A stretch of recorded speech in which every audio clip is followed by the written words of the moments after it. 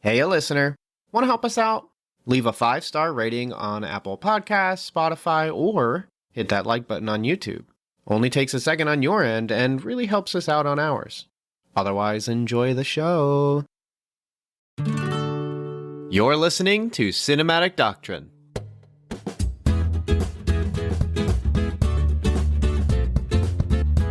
Well, hey, if you just press play, you're missing out on 21, 22-ish minutes of an extra discussion. This discussion is exclusive to Patreon supporters, and it is Catherine and I talking about the Spider-Man Brand New Day trailer.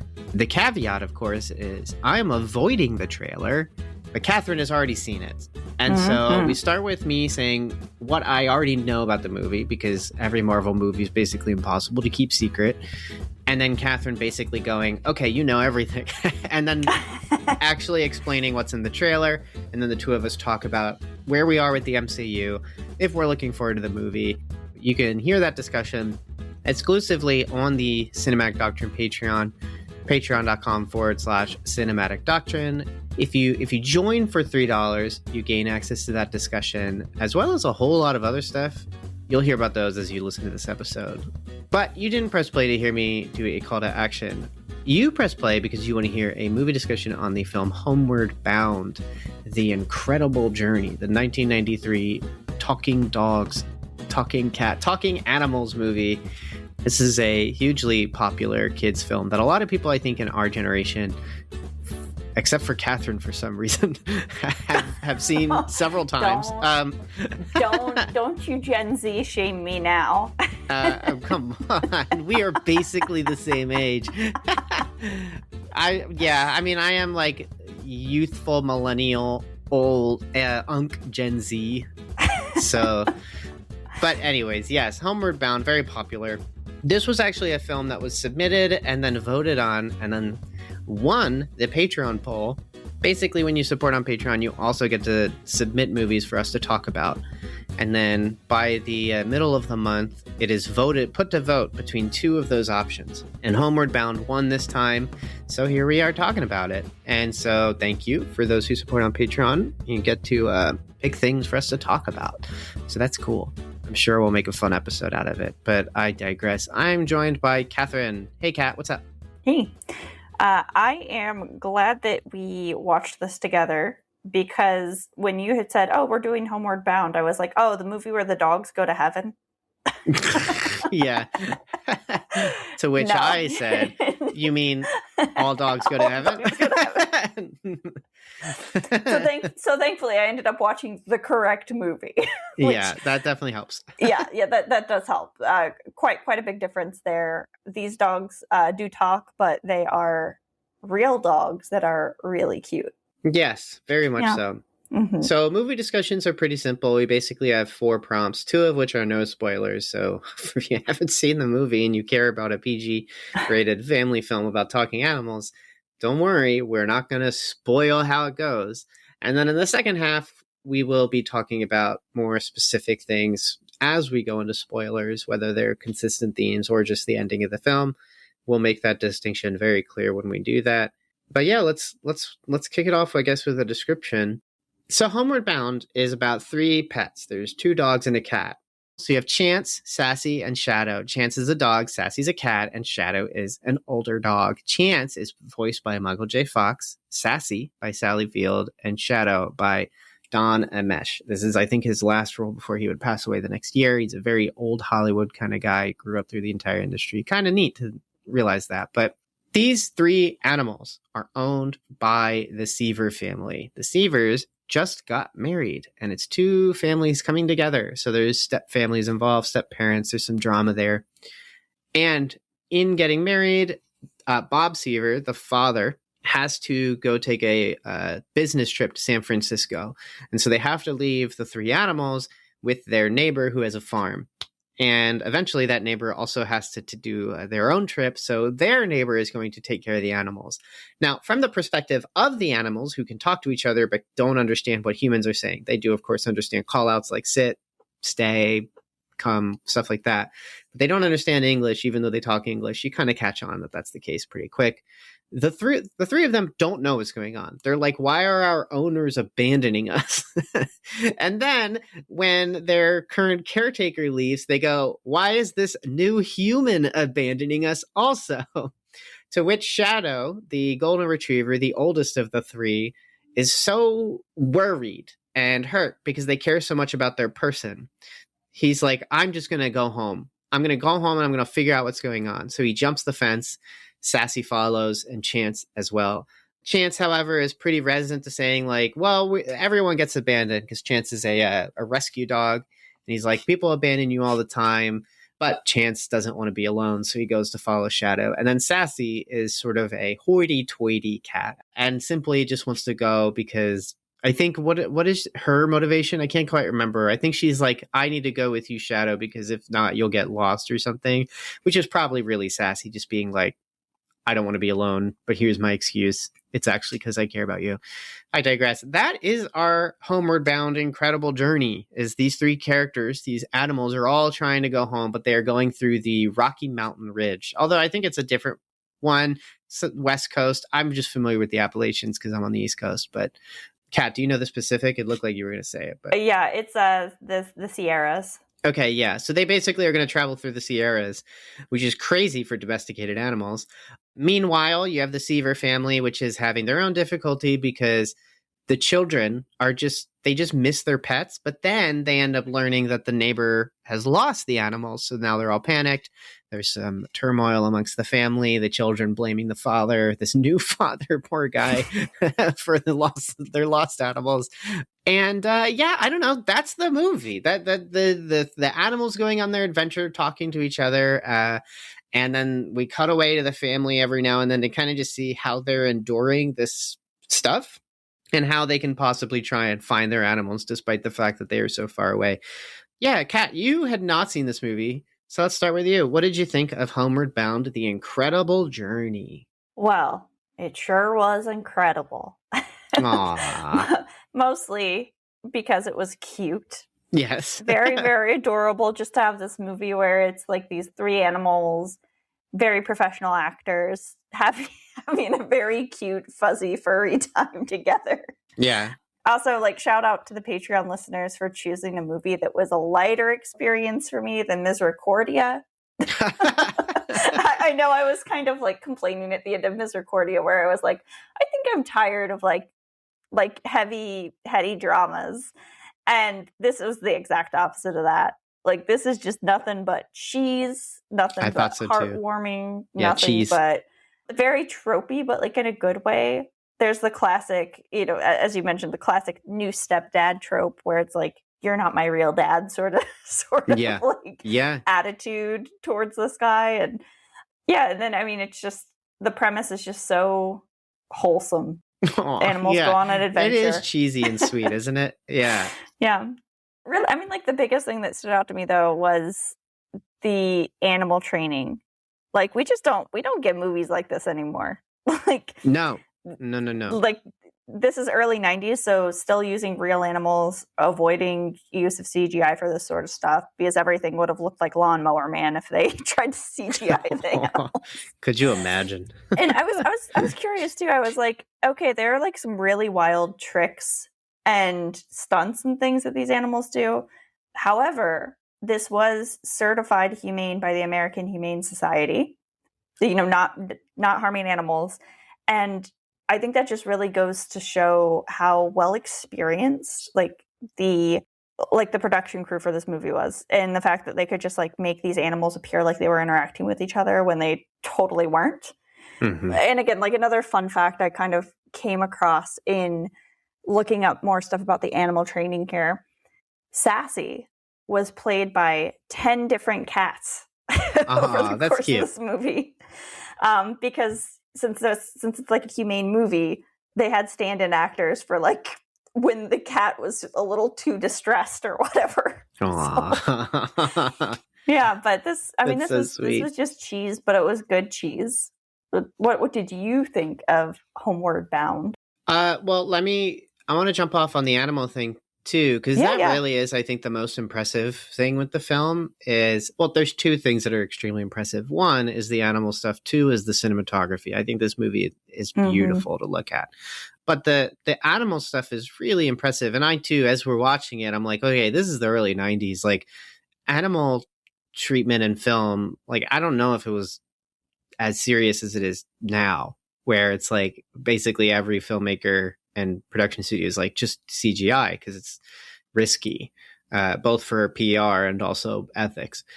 And yeah, from my understanding, very, very cursory reading, it sounds like, yeah, through the usage of editing and professional training and like different animals, they were able to complete a lot of tasks to create the story. So for instance, like at one point, Sassy is in the river.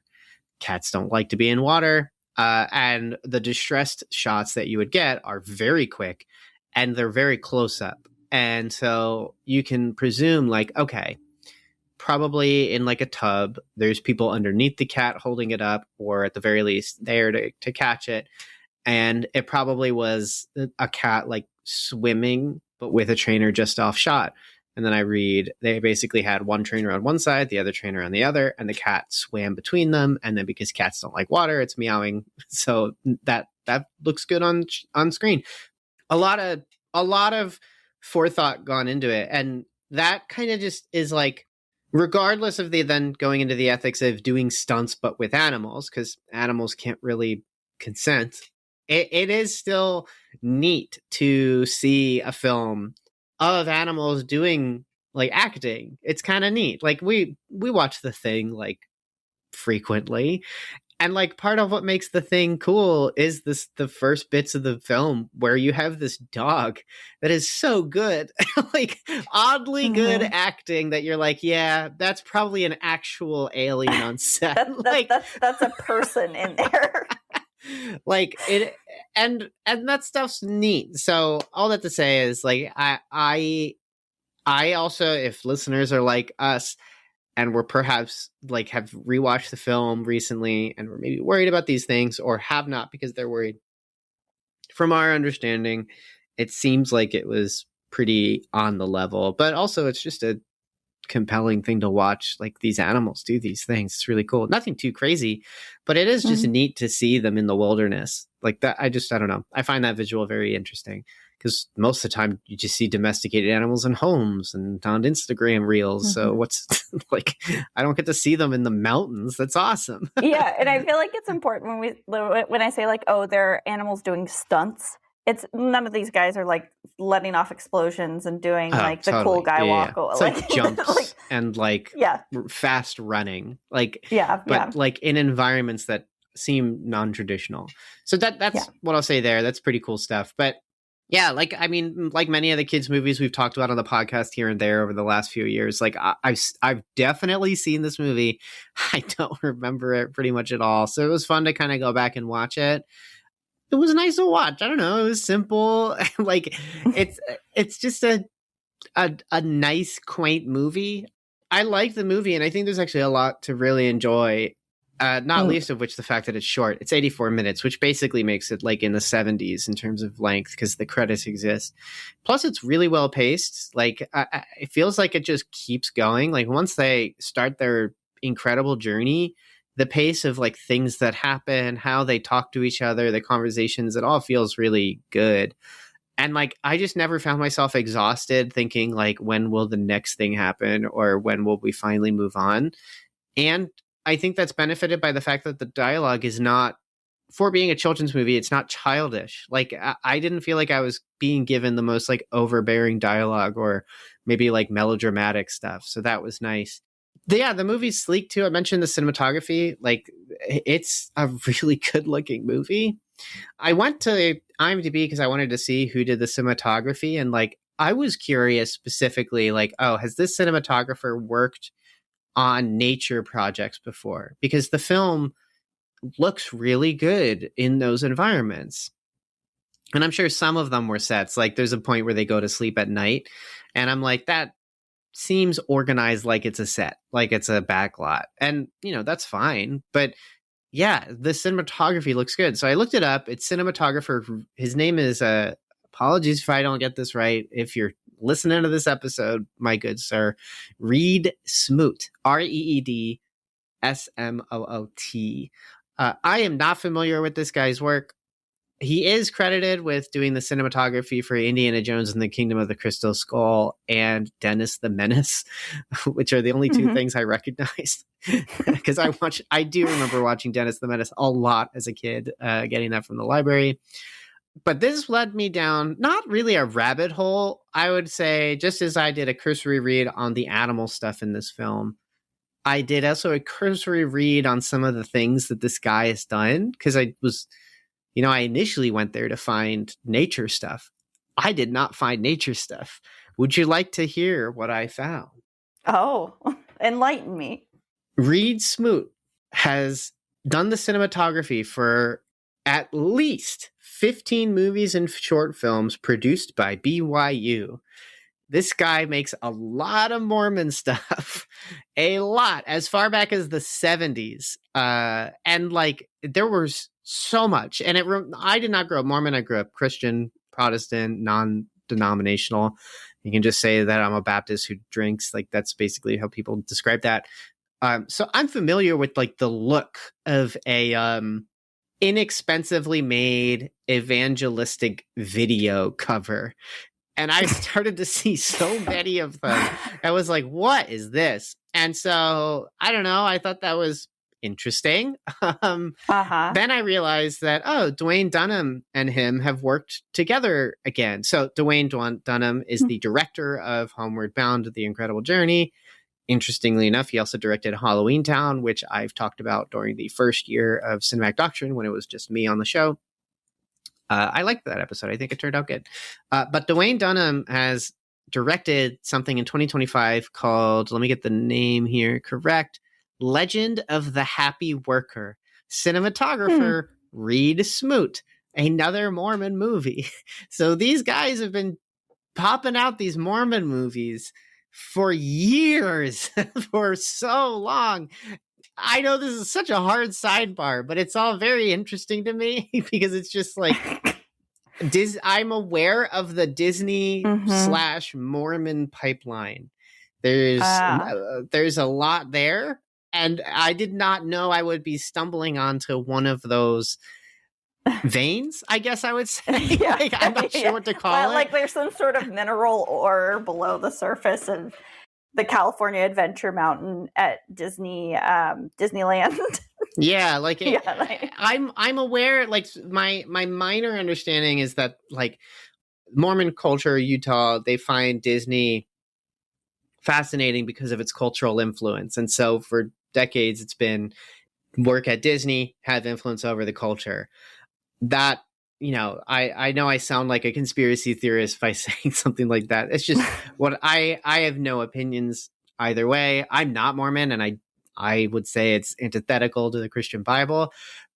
I just think all this is very interesting. Because that's not nature work. Like, that stuff isn't like, I thought I would find nature docs, of which he's done some IMAX like short films, but like, it really makes me wonder, you know how like nowadays it's like every animator that has like a children's animated series that was at CalArts at some point. Yeah, and has like bean mouth or whatever, yeah. Yeah, where it's like it's all just kind of funneling into the same, and that's why all of the Disney stuff has bean mouth now too. I wonder if there's like some sort of like side pipeline of like all of these like wholesome Disney movies having primarily like Mormon writers, directors, producers, what have you. It'd be interesting. That would be an interesting thing to look into.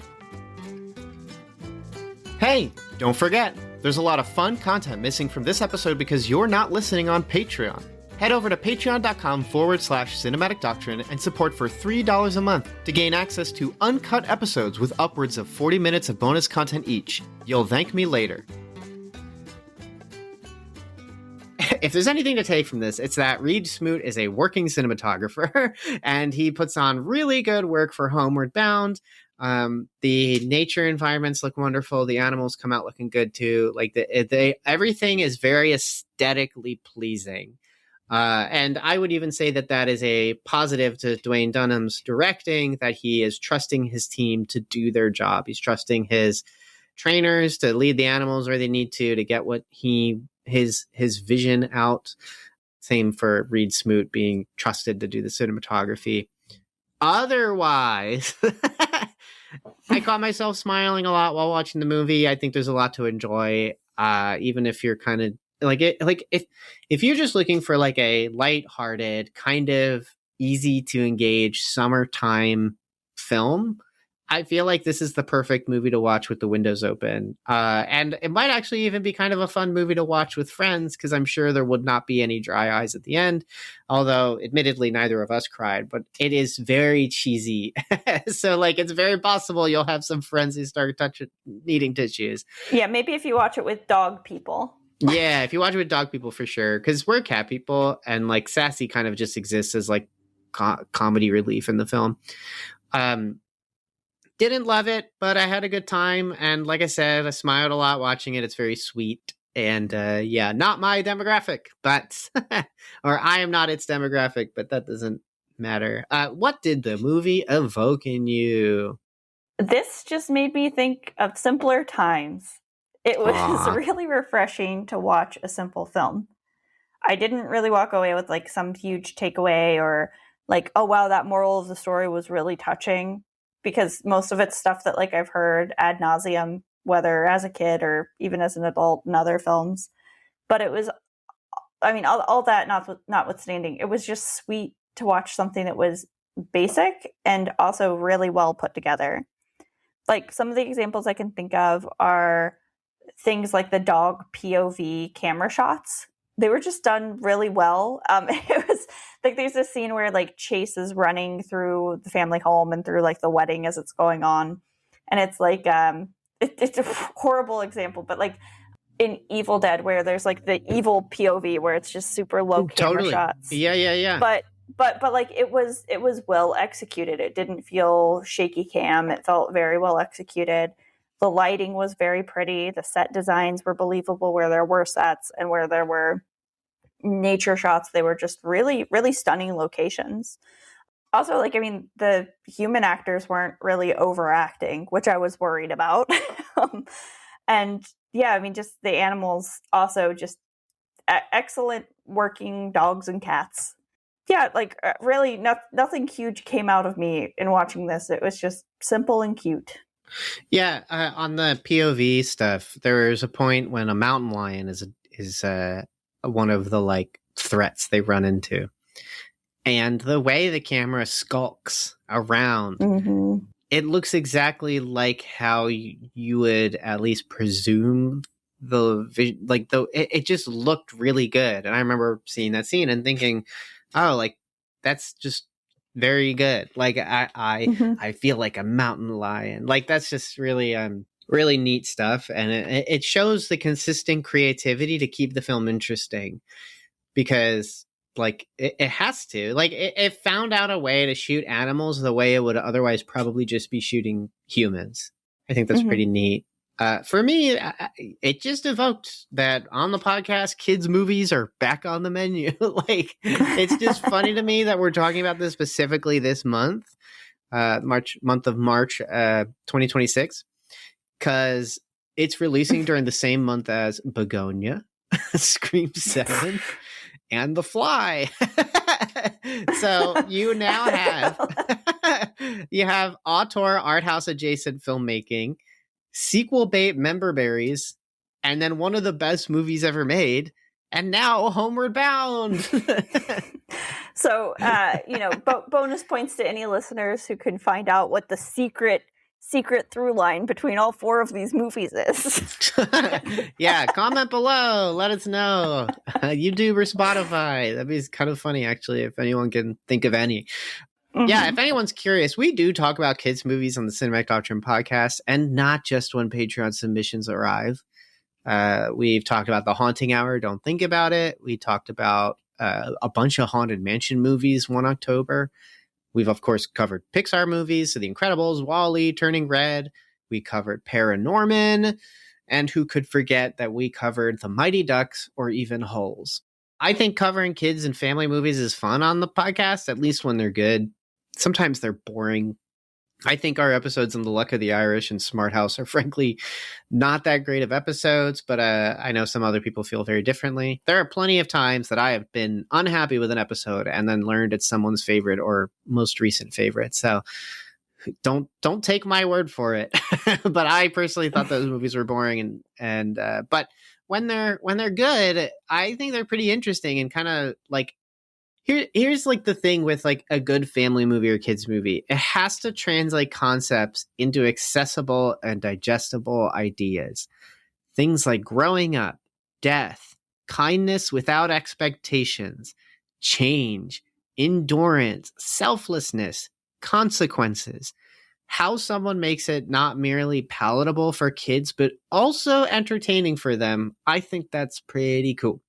And in making them entertaining or meaningful to parents and adults, you kind of end up with stuff like Mr. Rogers or Bluey, where they're just these things that are really meaningful to people. And like, I don't know, I think that's really cool. So like Homeward Bound doesn't go like hard into anything in particular, although maybe in our spoiler specific discussion, we'll find something. And I think one of the things I kind of thought through was neat to think about. But this film does have some stuff that's still like, oh, like they're trying to say something and hoping that something is taken from it. So Chance being a rescue dog is very negative, doesn't trust others. So you're like, okay, so his arc is going to be learning to trust others or learning to look up to others and stuff like that. Like that's a very relational thing to experience and process. And it's all the more palatable when it's a really cute bulldog. So yeah, I don't know if we go out of our way to talk about kids and family movies. I think in October we do because I like to try to find one like accessible horror movie. I think that's fun. And every now and then we do something on the podcast. It's not as frequent as horror movies or dramas, but yeah. Any thoughts on that? I think you're right that like kids movies kind of have to have this balance of a bad kids movie isn't just like bad because it's poorly made. It's because it also has like no clearly recognizable themes or it has like no direction. And so like to have a kids movie like this where it's doing a fine job of balancing things like what it means like to find a family, to build trust with people, to find security with new people, and like the types of risks that you take for people whenever you love them and you care for them. Like all of those are like very simple parts of the story.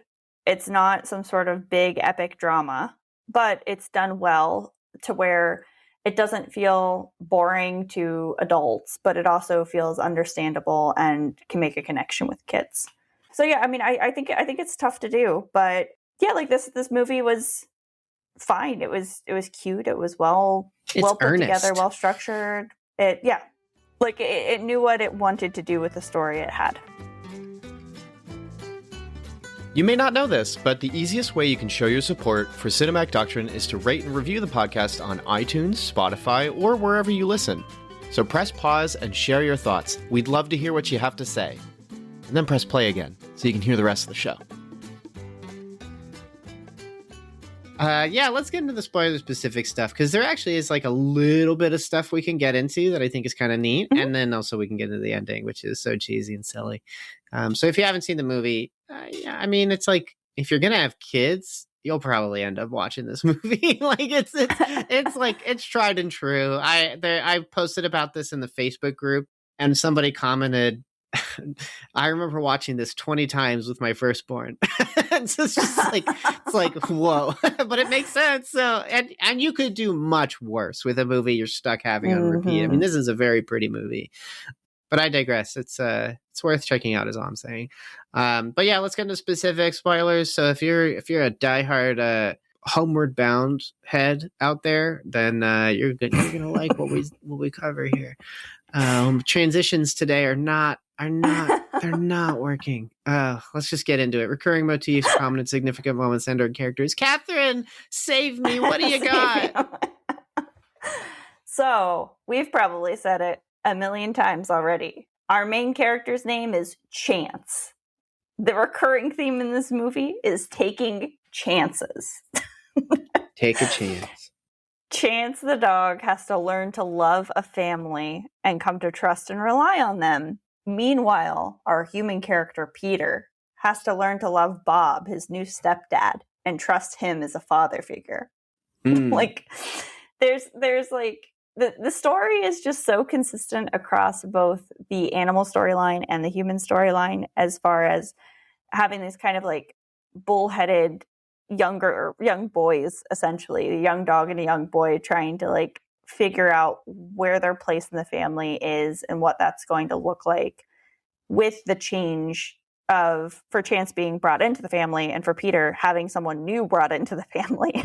It's really well balanced between those two storylines, and it's really sweet because like Peter ends up finding out whenever they learn that the dog and the cat have run away from the friend's house that they're staying at. Peter is so mad, but he finds out kind of by happenstance after going down to the police station of all places, the San Francisco police station. This 11-year-old boy goes, "My family members are missing." And the policeman's like, "Okay, like, give me a description. What do they look like?" And he's like, "Well, one of them has like really long golden hair. And, he's about, 10 years old." He like starts just describing the animals. But then he gets to Chance and he's like, "Yeah, he's white with black spots." And the police officer's like, "Come on, man. Like, I've seen a lot of things in San Francisco, but it sounds like you're just telling me your dogs." Which is a cute and funny scene. But what made me laugh is this is definitely the police station from RoboCop. At least that's what I thought, but it looks exactly the same. It looks a lot like it. But anyways, like after Peter gets kicked out of the RoboCop police station, he's like, "Forget about it. The cops aren't going to help me. I'm going to make flyers to find my dog." Or maybe the policeman's like, "Why don't you just go make flyers, kid?" And he finds out that his new stepdad, Bob, is already 10 steps ahead. And so like there's like sweet moments like that where these like they learn to trust each other, or Chance actually coming to love the other two animals in his house. Prior to this, he's just kind of like, I hate cats and this old dog is boring. I like the simplicity again. Yeah. I mean, I also kind of thought about Chance and Shadow, and then also Bob, the dad, and the stepson. I saw it as taking seriously what others are taking seriously. Or at the very least, this could be like a subheader of yours, where Chance learns to take seriously things that Shadow cares about, because Chance doesn't care about anything, and that's how he kind of keeps himself from getting hurt.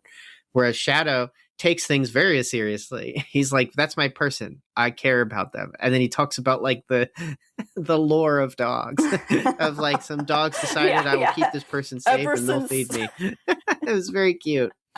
It's just so epic. And like the shot looks so cool. The ancient agreement between dog and man. Yeah, just so cool. It's like Elden Ring lore. It's so awesome. Chance is then learning to take seriously the things that Shadow cares about, because not merely because he cares about Shadow, but because eventually he then learns to care for those things almost entirely apart from Shadow. But really it does come from Shadow. Shadow takes things seriously, but also cares for Chance and Sassy. And then Chance starts to like revere and appreciate it to the point that he desires to be like that. Comparatively, in terms of taking seriously what others take seriously, I don't necessarily think Bob, the father in the film, doesn't care about what his children care about.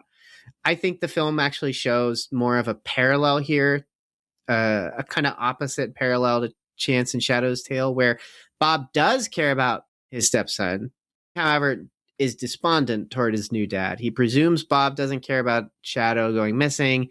He resents Bob because he thinks that because they moved to San Francisco for this trip, for this time being, that is why all of this happened, and Bob doesn't care about what they think.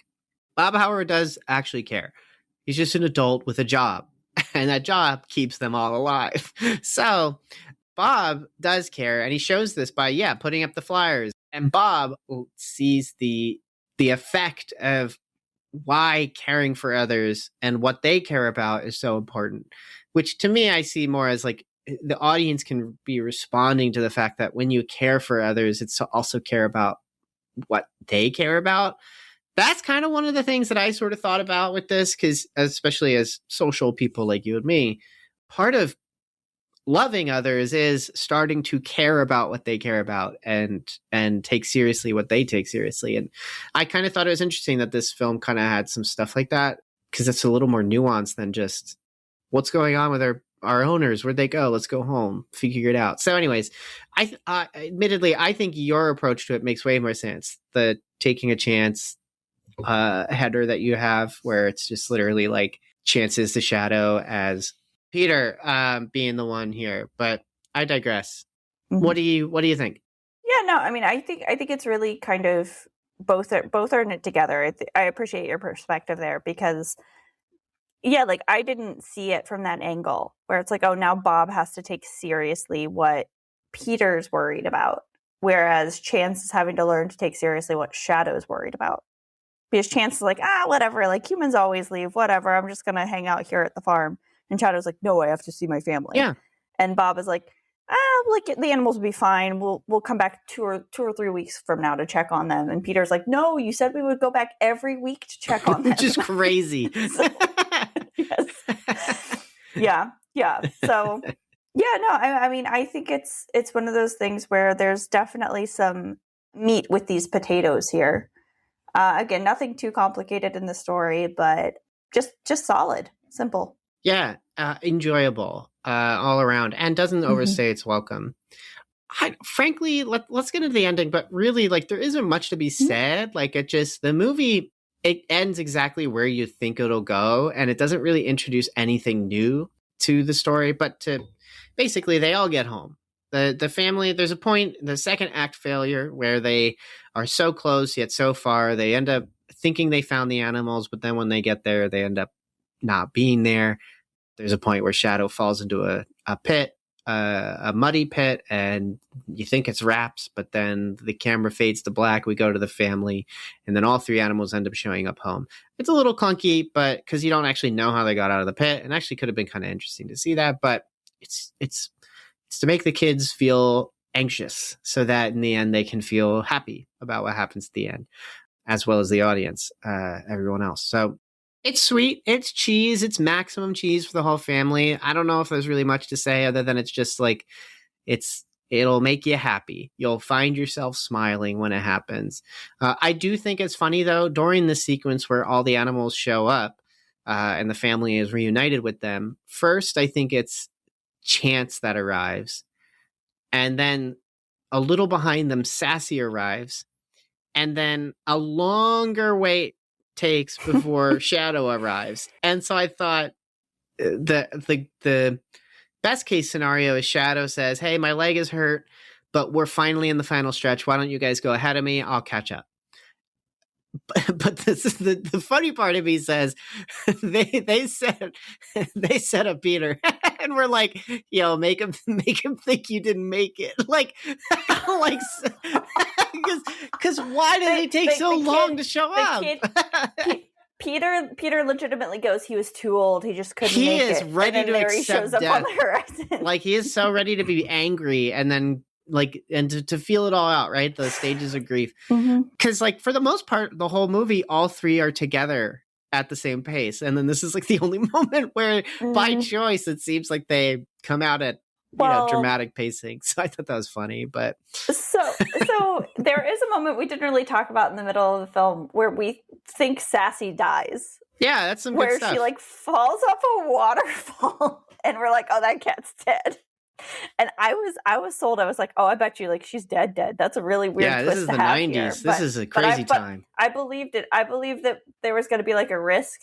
And then sure enough, like the cat washes up and some nice old man like takes care of the cat for like an evening. And then she's like, oh, I got to get back to my dog. It's very sweet. Yeah, it's cute. It is very cute. But I thought it was funny that the movie wanted me to believe that 2/3 of our animal cast were dead or could have died. I was like, what's next? Especially like, as cat people, how dare they? Yeah. But yeah, it is by that point I was like, no, it's just a matter of how Shadow gets out of this ditch. Like, is he going to get out of it on his own? Is Chance going to push him out? Is Chance going to run and get the family and then get them to pull Shadow out of the ditch? Like, whatever. It's cute. It resolves nicely. And everybody's happy at the end, calling Bob Daddy and then singing Kumbaya together. And the credits are rolling and all the animals are happy. Yeah. Yeah, it's sweet. In all honesty, I don't know if there's much more to say. Like, it's just a very accessible, still enjoyable to watch as an adult movie. Like, it isn't too much of a children's film. It's not overwhelming in colors. It's not fast paced, but it has enough event and interesting ideas. And then as an adult, you're going to find it compelling because it's like, how did they do some of this stuff? And it's like, well, the magic of movies, that's how.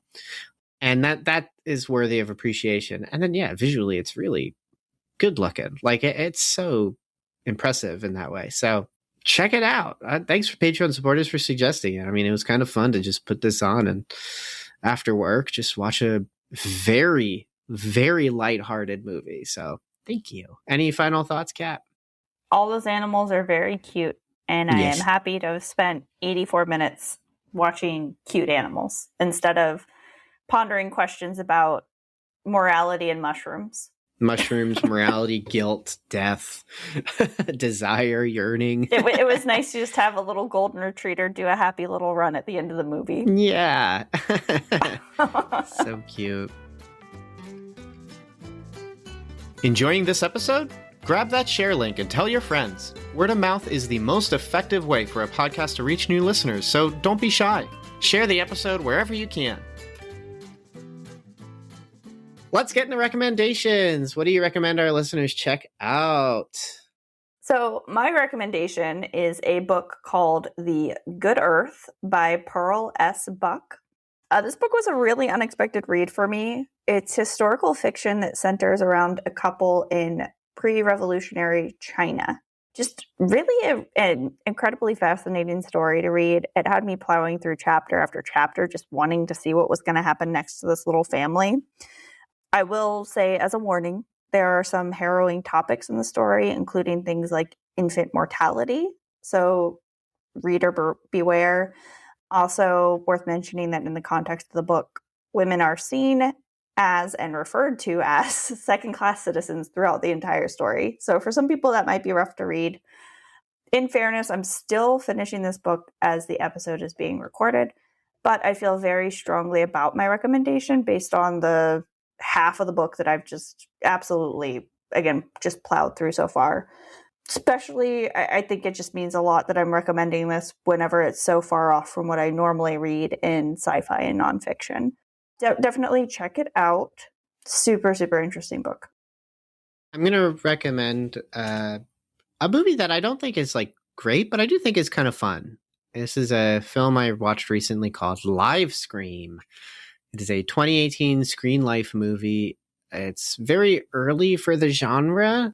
The premise is a Twitch streamer gets on for their Saturday night kind of scary game thing where they have someone emails them or connects with them and says, hey, check out this game. This will be fun at stream. And then they play it.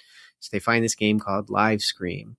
And each level is influenced essentially by some trend horror game that was popular at the time or leading up to that time. This is 2018, which is crazy to say that is almost 10 years ago. Feels like yesterday for me. And it was pretty fun to kind of see like very rudimentary depictions of games I recognize from Slender the 8 Pages, FNAF 7 Freddy's, DayZ, Alien Isolation, stuff like that, but all in this, little movie. And essentially it's in each level as he plays some parody version of a game, someone in his audience lives or dies, depending on how well he does. And he's just not sure if this is a prank. He's not sure if it's legitimate. I put it on just to kill time one day. I think we went to go see a movie that night and we just had a lot of time beforehand. And it's only like an hour long. Kat was in the room. And when we finished it, we both were kind of like, hey, that was like a little better than expected. I didn't ask Catherine to give her recommendation. I realized I just proposed it. But we kind of had fun just talking about like, oh, that was like a little more charismatic than expected and had a couple more moments that were interesting. I'm not normally a fan of these types of movies at all. And this one was engaging enough with like how it kind of made parodies of different types of games to where I was like, oh, this is like creative. This is interesting. Yeah, I check it out. Live stream, free, probably on Tubi. Obviously, check the show notes for the links there. And it has a sequel. I haven't watched it, but I want to check it out. So, yeah, watch it. Thanks for checking out this episode of Cinematic Doctrine. If you enjoyed the episode, give us 5 stars on whatever podcast app you're using. Oh, and don't forget to subscribe, too. We put out stuff like all the time. If you're listening on YouTube, hit that thumbs up and leave a comment. It helps the algorithm share our stuff around, and I see them, so I usually reply. Also, if you support on Patreon, you could have totally heard this episode early. There's a bunch of other benefits to supporting on Patreon, so head on over to patreon.com/cinematic doctrine to learn more. Speaking of Patreon, thank you so much to our Art House Theater tier Patreon supporters. Thanks, Thomas, Shirley-Ann, Mom, and Dad. Your support is greatly appreciated. Until next time, stay cool. Sheriff, we got a lot to talk about. Welcome to Twin Peaks. I'm your Twin Peaks veteran, Special Agent Matt Hanna. And I'm your first-time viewer, Sheriff Hannah. And each week, we're visiting David Lynch and Mark Frost's Twin Peaks on our new show, Welcome to Twin Peaks, a Twin Peaks rewatch podcast. Entering the town of Twin Peaks. We're talking dreams, damn fine coffee. A damn fine cup of coffee. Back we're talking mysteries. And asking the important questions like, who really killed Laura Palmer? Are the owls what they seem? And why does this town feel like a nightmare you don't want to wake up from? It is happening again. Whether you're a longtime Twin Peaks resident or stepping into the Black Lodge for the very first time, Welcome to Twin Peaks is your guide through the woods. What kind of fantastic trees have you got growing around here? New episodes every week wherever you get podcasts. And be sure to follow our socials at Welcome to Twin Peaks Podcast for schedules and opportunities to call and write into the show. I'm gonna turn it upside down! The mysteries are dense, and the secrets are dark. We'll see you in Twin Peaks with a fresh cup of coffee.